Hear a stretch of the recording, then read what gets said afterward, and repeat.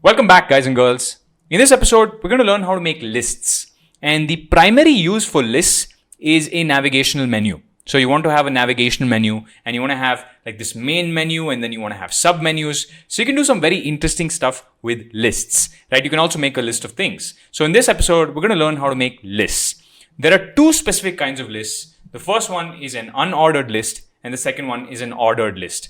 So in brief terms, an unordered list basically just has bullet points. An ordered list has numbers. An ordered list has 1, 2, 3, 4. But either way, what we're going to do is we're going to show you how to use a list and then convert it into a navigation menu. So I'm going to go to Sublime and I'm going to create a new list, right? I'm just going to create UL. That's how you create a list.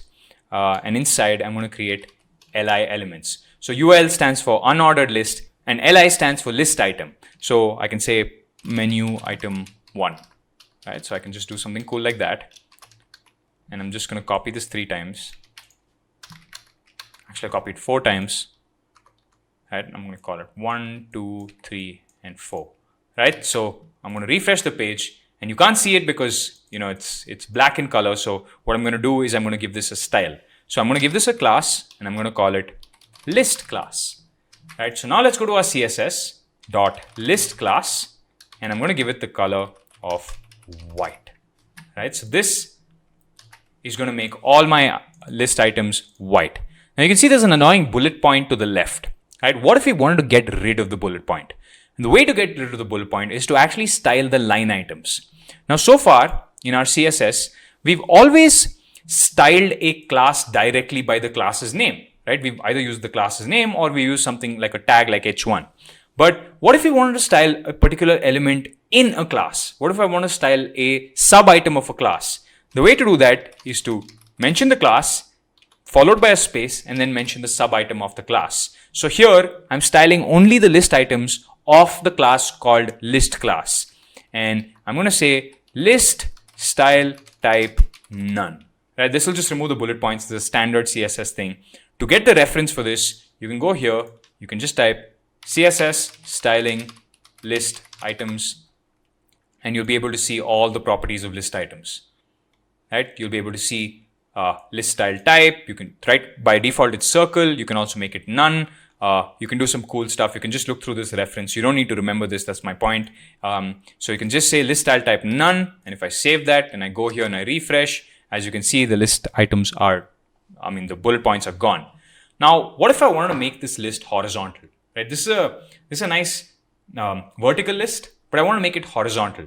And we've learned before that all of these items are blocks. List items are blocks. So if I right click and I do inspect, I see that this block goes all the way till the end of this div, right? This parent div. So what I'm going to do is I can do one of 2 things. First, I can make all of these list items, I can make them floats. If I make them floats, like I told you before, floats are a good way to have blocks next to each other. Or I can use the inline property, which is change the display from block to inline, like we've spoken about before. So let's try the float first. So I'm just going to say float left for all the list items. I'm going to add a margin between each of the list. I'm say 5 pixel margin. Right? I'm going to refresh this. And as you can see, while the list becomes horizontal, it also screws up the hello below it. And that's because of the floats, right? You need to clear the floats. And right now, I'm just feeling lazy and I have no energy to clear the floats. So what I'm going to do is I'm just going to remove the floats and I'm going to change the display from what it originally is, which is block, to inline, right? And that, let me just also add a margin. That should solve our problems without screwing up the hello below it, right? Now, when do I use floats versus when do I use inline?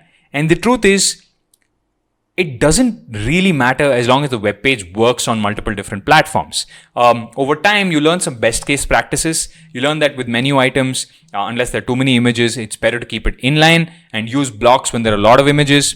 But in general, it doesn't really matter. What you see is what you get.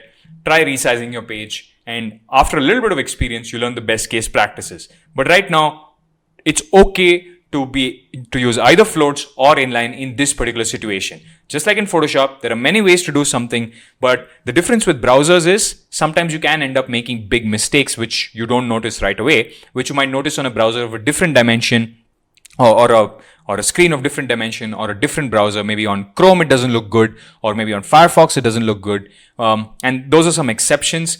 And over time, you learn what the best case practices are. It's just something that happens over experience. So that's it for this episode. We learned how to make menu items, but I'm going to show you one last thing before I kind of end this episode, and that is hover states. So when I hover over this, nothing happens, but I want to show the user, some sort of change in color when I hover over this. And the way to do that is to use something called CSS states. Now, for every element in HTML, you can have different states. So I'm going to show you for this list item, I can have a different state. So I'm going to say list class li, and then I show you the actual state, which is hover. And you can just look up all the different states, right? Like I mentioned, there's things like active, focused, hover, and there's visited. So depending on the state, I can actually give it a color of, say, red. And then when you go to the website, you'll be able to hover over, and you can see that things have now turned red as you hover. Now, you can also include, many different states, but this is the way how you call a state. All right, guys, thanks for joining me on this episode. Catch you on the next. And I'm just going to change the color on hover to red. And I'm going to save it. I'm going to go back to my page. I'm going to refresh. And now, when I hover, it turns red. Right? So this is the cool part about HTML and CSS, which is once you learn a little bit about HTML and CSS, you're able to predict some things. So just like how there's things like visited, where if you've already visited a page, usually the links are purple. Here it becomes red by default. Here it becomes red because we made it red, right? So this is the advantage. I could also do cooler things. I could maybe reduce the opacity to 0.5. And again, you can Google all of this. I'm going to refresh, and you can see I've changed the opacity. I've made it, blend into its background. You can't see here because the background is just black, but you can do funky things with the hover